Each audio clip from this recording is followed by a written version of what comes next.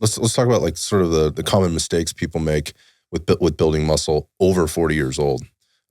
This is for anybody that's under 40. Yeah. As they're nearing that 40 or thinking about that, which I don't think people often think about. Nope. And certainly for the people that are over 40, it's never too late to make changes. And I think these are very common things that again, maybe we can help some people with.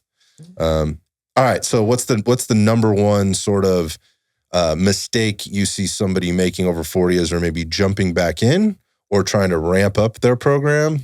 Hasn't done it for a while, maybe something like that. What comes to mind first? Or that's just starting. I can tell you what comes to my mind first, and that is not using an appropriate load or a load that's challenging enough that creates a stimulus that elicits change. Yeah. So I would say, especially for women, 40 or over, one, who've never lifted, or two, that are trying to get back into it, or three, there's still this underlying theme of, I don't want to get too big.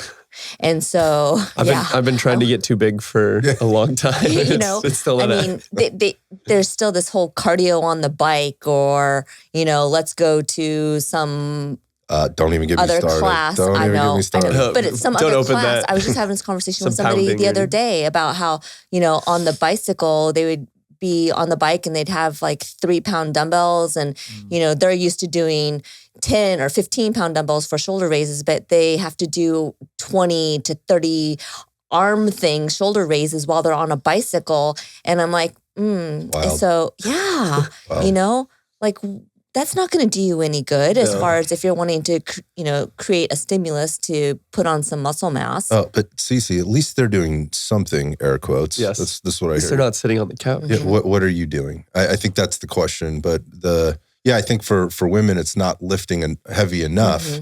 And the dudes are generally speaking trying to lift way too heavy. Ego lifting.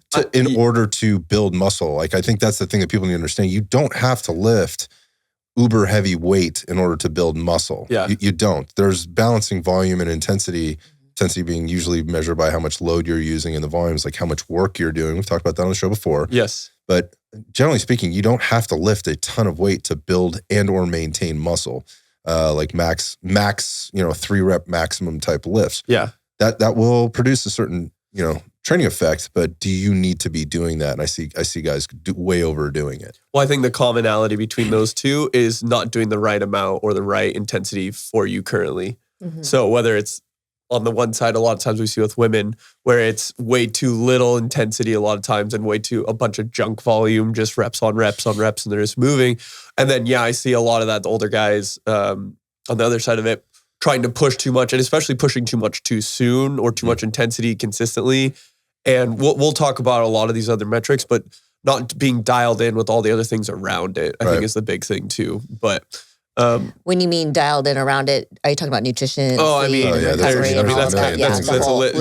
There's so many things, but I agree. So not using an appropriate load, like either lifting too much or too little. And there is a range. There's no perfect number, but there is a range or framework you could be working in that, again, I don't think a lot of people would, like the experts are not going to argue with, kind of percentage of, we could look at things and things that could be measured without having to do a lot of math. Yeah. Like reps in reserve, like where are you with this particular thing? Or, RPE is a thing, rate of perceived exertion, but I really like reps in reserve. That's a way to measure, like, am I lifting enough to kind of create this result? But too much or too little. It's so funny that fallacy about like, if I lift weights, I'm going to get bulky for women even still exists. I mean, I've been doing this for nearly 30 years. And it was a thing. It still exists. We have a new client that we're working with. And when we took her on, one of her concerns was, you know what, I don't want to get too big. I want to do a lot of volume and lighter loads.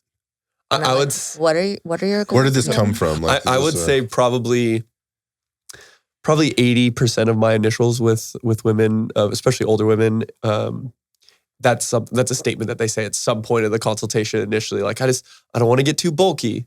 Like, I think that's like I remember to this day. I don't train any females anymore. Like, I just don't have any of those clients. But I've had that conversation more times than I can count in my career. It's just interesting that it still hasn't broken through in a lot of cases, even with like things like CrossFit, and maybe they ruined it for people because they look at those advanced athletes from CrossFit and they're very muscular women. They're like, I don't want to look like that.